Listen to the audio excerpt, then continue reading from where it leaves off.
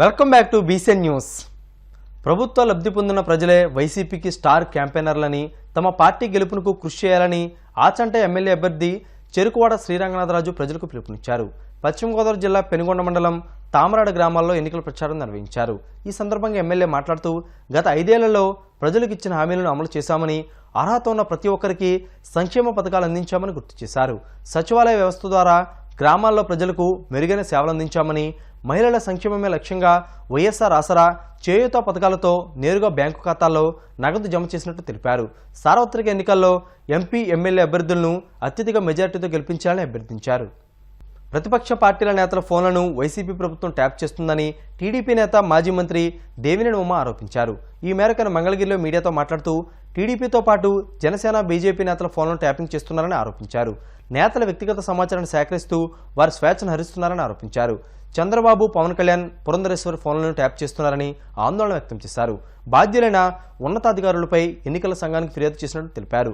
ప్రభుత్వ అండ చూసుకుని అధికారులు ఫోన్ ట్యాపింగ్ చేస్తున్నారని పేర్కొన్నారు. Urgent security alert for Nara Lokesh @gmail.com చాలా క్లియర్గా యాపిల్ సంస్థ పంపించింది. దీనికి ఏం సమాధానం చెప్తారు? ముఖ్యమంత్రి జగన్మోహన్ రెడ్డి తాడేపల్లి ప్యాలెస్ కేంద్రంగా ఫోన్ ట్యాపింగ్ జరుగుతుందని ఆనాడు వైసీపీ ఎమ్మెల్యేగా ఉన్న కోటమిరెడ్డి శ్రీధర్ రెడ్డి చాలా స్పష్టంగా రాష్ట్ర ప్రజలకు తెలియజేశారు. మా ఫోన్లు కూడా ట్యాప్ అవుతున్నాయి, మా ఫోన్లు కూడా ట్యాప్ చేస్తున్నారు, మేం మాట్లాడేది వింటున్నారు, మేం మా వ్యక్తిగత జీవితాల్లోకి చొరబడుతున్నారు, కుటుంబ సభ్యులతో మాట్లాడే విషయాలు కూడా వింటున్నారు అని గత 4 సంవత్సరాల పైగా ఎన్నో ఆరోపణలు తాడేపల్లి ప్యాలెస్ కేంద్రంగా వైసీపీ ప్రభుత్వం మీద ఆరోపణలు వస్తే ఒక్క పోలీస్ అధికారి సమాధానం చెప్పలా, ఒక్క కేబినెట్ మంత్రి సమాధానం చెప్పలా, ముఖ్యమంత్రి జగన్ రెడ్డి నోరు తెరవడం, సమాధానం చెప్పడం. ఇవాళ చెప్పండి, ప్రతి నియోజకవర్గానికి ఒక ప్రణీతరావు ఉన్నారు. ఇవాళ పక్కన తెలంగాణ రాష్ట్రంలో చూస్తూ ఉన్నాం. అక్కడ ఫోన్ ట్యాపింగ్ వ్యవహారం ఏ విధంగా ప్రకంప కలిగిస్తూ ఉన్నాయో, కీలకమైన ఉన్నత పోలీస్ అధికారులంతా కూడా చాలామంది విదేశాలకు వెళ్ళారు, చాలామంది విదేశాల నుంచి రప్పించబడుతున్నారు, చాలామంది సీనియర్ అధికారులు ఇవాళ అక్కడ పోలీస్ యంత్రాంగంతో ప్రశ్నించబడుతున్నారు.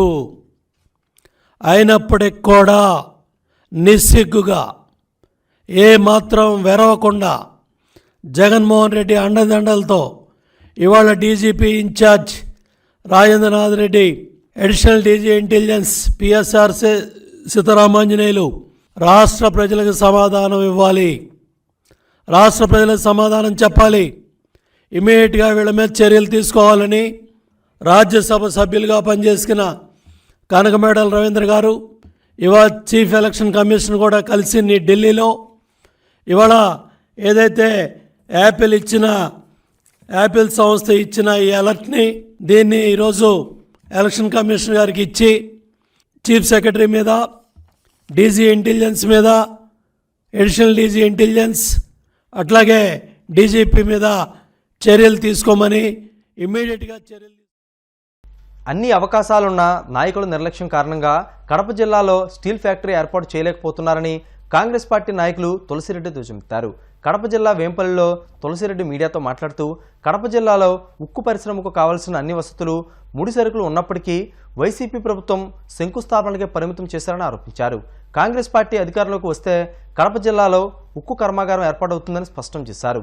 ఈ ఉద్దేశంతోనే కడప జిల్లా ప్రజలు ఆలోచించి కాంగ్రెస్ గెలుపునకు సహకరించాలని పిలుపునిచ్చారు. అంగట్లో అన్నీ ఉన్నా అల్లుల నోట్లో శని ఉంది అన్నట్టుంది కడప జిల్లాలో నిరుద్యోగుల పరిస్థితి. కడప జిల్లాలో స్టీల్ ప్లాంట్ నిర్మాణానికి కావలసిన అన్ని హంగులు ఉన్నాయి. చింతకొమ్మదిన మండలం, జమ్మలమడుగు మండలం, మైలవరం మండలం, ఇలా అనేక మండలాల్లో కావలసినంత భూమి ఉంది. ఇక నీరుకు సంబంధించి గండికోట రిజర్వాయర్, మైలవరం, బ్రహ్మసాగర్, సోమశిల రిజర్వాయర్లో నీళ్లు ఉన్నాయి. ఇక కరెంటుకు సంబంధించి రాయలసీమ థర్మల్ పవర్ ప్లాంట్లో సమీపంలోనే ఉంది. ఇక భూమార్గం, రైలు మార్గం, జల మార్గం, విమాన మార్గం ఈ సౌకర్యాలు ఉన్నాయి. ముడి సరుకు సంబంధించి కావలసిన సున్నప్రాయ జిల్లాలో ఉంది, డోలమైట్ ఉంది, మ్యాగ్నెటైట్కు సంబంధించి కొంత జిల్లాలో ఉంది, కొంత పొరుగు జిల్లాలు బళ్ళారి, అనంతపురం, ప్రకాశం జిల్లాలో ఉన్నాయి. కాబట్టి అన్నీ ఉండి కూడా కడప జిల్లాలో స్టీల్ ప్లాంట్ నిర్మాణానికి నోచుకోలేదు. రాష్ట్ర విభజన సందర్భంగా ఆనాడు సోనియా గాంధీ గారి మార్గదర్శకత్వంలో మన్మోహన్ సింగ్ గారి ప్రభుత్వం విభజన జరిగిన 6 నెలల లోపల కడప జిల్లాలో steel authority of India limited ఆధ్వర్యంలో ఇంటిగ్రేటెడ్ స్టీల్ ప్లాంట్ నిర్మించాలని 13వ షెడ్యూల్లో స్పష్టంగా పేర్కొనడం జరిగింది. 2014లో కానీ 2019లో కానీ కాంగ్రెస్ పార్టీ అధికారంలోకి వచ్చి ఉంటే ఈ పార్టీకి స్టీల్ ప్లాంట్ పూర్తి అయింది. స్టీల్ ఆధ్వర్యంలో జిల్లాలో రాయలసీమలో ఐటీఐ, పాలిటెక్నిక్, ఇంజనీరింగ్ చదివిన ప్రతి ఒక్కరికి ఉద్యోగాలు లభించి ఉండేవి, వాళ్ళ కుటుంబాలు బాగుపడి ఉండేవి. కానీ దురదృష్టవశాత్తు కేంద్రంలో బీజేపీ, రాష్ట్రంలో ప్రాంతీయ పార్టీలు అధికారంలోకి రావడంతో స్టీల్ ప్లాంట్ నిర్మాణానికి నోచుకోలేదు. తర్వాత వైకాపా ప్రభుత్వం అధికారంకి వచ్చింది. ముఖ్యమంత్రి జగన్మోహన్ రెడ్డి 2019లో జమ్మలమడుగు మండలం సున్నప్రాలపల్లి వద్ద కన్యతీర్థం వద్ద మళ్ళీ శంకుస్థాపన చేశారు. ఒక అడుగు ముందుకు పడలేదు. మళ్ళా 2023లో మళ్ళీ శంకుస్థాపన చేశారు రెండవసారి. ఇది ఎలా ఉందంటే చెల్లికి చేయాలి పెళ్ళి మళ్ళీ మళ్ళీ అన్నట్టుంది. ఒకే దానికి 2 సార్లు శంకుస్థాపనలు. పోనీ అదేందా అందంటే ఒక అడుగు ముందుకు కదలేదు. వైసీపీ ప్రభుత్వం అధికారంలోకి రాగానే 65,000 ఉద్యోగాలతో మెగా డిఎస్సి విడుదల చేస్తామని హామీ ఇచ్చి మోసం చేసిందని ప్రబుద్ధ రిపబ్లికన్ పార్టీ రాష్ట్ర అధ్యక్షులు డాక్టర్ దాసరి చెన్నకేశవులు పేర్కొన్నారు. కాకినాడ పర్యటనకు వచ్చిన ఆయన స్థానికంగా ఏర్పాటు చేసిన మీడియా సమావేశంలో మాట్లాడుతూ ప్రభుత్వ కార్యాలయంలో ఖాళీగా ఉన్న 2,45,000 ఉద్యోగాలు భర్తీ చేస్తామని సీఎం జగన్ హామీ ఇచ్చారని, అయితే ఒక్క ఉద్యోగం కూడా భర్తీ చేయలేదని ఆయన చెప్పారు. ఈ సమావేశంలో పార్టీ రాష్ట్ర నాయకులు పి రాజారావు, రామలింగం, జాలారావు, శ్రీనివాస్, రమేష్ తదితరులు పాల్గొన్నారు. 2019 ఎన్నికల్లో అనేకమైనటువంటి హామీలు ఇచ్చి ఆ హామీలన్నీ తొంగలో తొక్కి ఇప్పుడు నిర్భయంగా, నిర్లజ్జగా, నిస్సిగ్గుగా నాకే ఓట్లు వేయండి, నన్నే గెలిపించండి అని చెప్పేసి మాట్లాడుతున్నటువంటి మన ముఖ్యమంత్రి వైఎస్ జగన్మోహన్ రెడ్డి గారి గురించి ఈ సందర్భంగా ఆయన తప్పినటువంటి కొన్ని మాటలు, ఆయన తిప్పిన కొన్ని మడవలు మీకు చెప్పడానికి వచ్చా.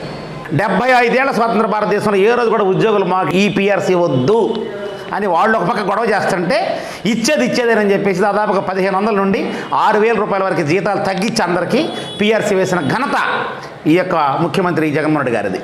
ముఖ్యమంత్రి గారు మెగా డిఎస్సి విడుదల చేశారా? ఇది మోసం కాదా? 2,45,000 అప్పటి వరకు ఉన్న ఖాళీలు భర్తీ చేశారా? చేయలేదు. ఇది మోసం కాదా? నేను మాట తిప్పును మటన్ తిప్పును అన్నావు. నిరుద్యోగులారా ఆలోచించండి. జగన్మోహన్ గారికి ఎందుకు వేయాలి ఓట్లు? పర్మనెంట్ ఎంప్లాయ్, టెంపరీ ఎంప్లాయీస్ అయితేనేమి, అవుట్సోర్సింగ్ అయితేనేమి, కాంట్రాక్ట్ బేస్ అయితేనేమి ఉద్యోగులారా ఒకసారి ఆలోచించండి. ఎందుకు వేయాలి జగన్మోహన్ రెడ్డి గారికి? ప్రైవేట్ స్కూళ్ళల్లో పనిచేస్తున్నటువంటి 6,54,000 కుటుంబాలు ఒకసారి మీరు ఆలోచించండి. దాదాపుగా 50 లక్షల నుంచి 60 లక్షల ఓట్లు మీ ఉన్నాయి. ఒకసారి మీరు ఆలోచించండి. సో అంగన్వాడీ వర్కర్లు, అంగన్వాడీ సిబ్బంది మొత్తానికి నేను చెప్తున్నా, ఒక్కసారి మీరు ఆలోచించండి. మళ్ళీ కనుక మీరు జగన్మోహన్ కనుక ఓటు కనుక వేస్తే ఈసారి అంగన్వాడీలకు ఉద్యోగాలు ఉండవు, మీరు కేవలం కూలి వాళ్ళగానే మిగిలిపోతారు. అదే నిరుద్యోగులు ఒకసారి ఆలోచించండి. ఇక మీకు ఉద్యోగాలు రావు, మీరు కూలి చేసుకుంటూ బతకాల్సిందే, లేదంటే వైసీపీ జెండాలు మోసుకుంటూ బతకాల్సిందే. మీరు ఎంటెక్ చదివినా, బీటెక్ చదివినా, బీఈడీ చేసినా కేవలం వాళ్ళ జెండాలు మోయడానికి మాత్రమే పనికి వస్తారు. జెండాలు మోస్తారా? ఉద్యోగాలు కావాలా? అందుకే ప్రజాస్వామ్యం ప్రమాదంలో పడ్డప్పుడు దీన్ని కాపాడుకోవడం కోసం సెక్యులర్ భావాలున్న పార్టీలన్నీ కలిపి ఏపీ యునైటెడ్ ఫ్రంట్గా ఏర్పాటు చేయడం జరిగింది. మీరు ఏపీ యునైటెడ్ ఫ్రంట్ అభ్యర్థులను గెలిపించండి. ప్రస్తుతం ఉన్న జగన్మోహన్ రెడ్డి గారి గవర్నమెంట్ని ఉన్న బలంగా దించేయకపోతే దాదాపుగా ఇప్పటికే 10 లక్షల అప్పుల్లో 10 లక్షల కోట్ల రూపాయల అప్పుల్లో కూడుకుపోయిన ఆంధ్రప్రదేశ్ ఇక వచ్చేది అప్పుల ఆంధ్రప్రదేశ్గా మిగిలిపోతుంది. Young and talented hero Teja Sajja, దర్శకుడు ప్రశాంత్ వర్మ కాంబినేషన్లో తెరకెక్కిన సెన్సేషనల్ పాన్ ఇండియా హిట్ చిత్రం హనుమాన్. తెలుగు ఇండస్ట్రీ నుంచి వచ్చి మంచి హిట్గా నిలిచిన సూపర్ హీరో సినిమాగా హనుమాన్ చరిత్రలో నిలిచిపోయింది. ఈ చిత్రానికి అంశాలు మరోసారి. మరిన్ని అప్డేట్స్ వరకు చూస్తున్నాను BCN న్యూస్. నమస్కారం.